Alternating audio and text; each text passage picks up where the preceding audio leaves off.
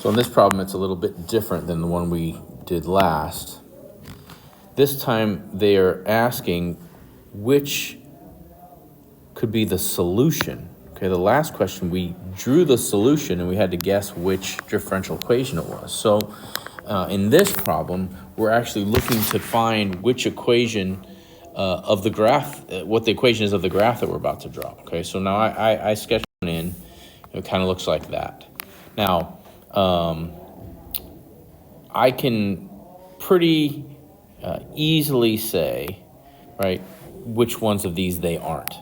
Okay, I think you know what that y to the y equals e to the x kind of goes up to the right, so we can throw that one out for sure, right? So let's get rid of that one.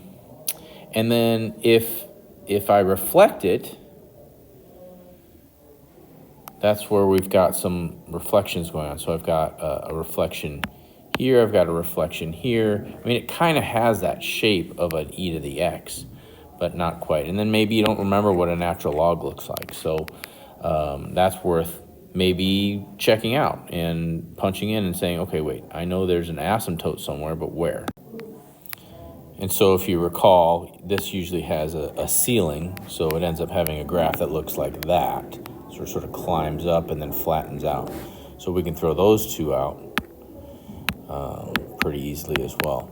Now let's talk about these ones a little bit more with the negative, okay? Because then it feels like it's a y to the e to the x, but it's like flipped over the y-axis. So the trick is figuring out which one of these does that.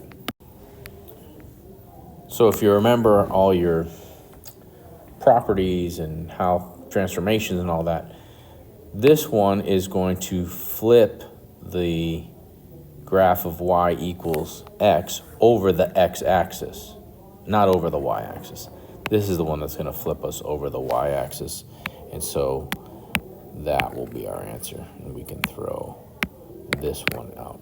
So again, the difference between the last problem, example 6, and this problem is we're actually trying to figure out which is the equation of this graph.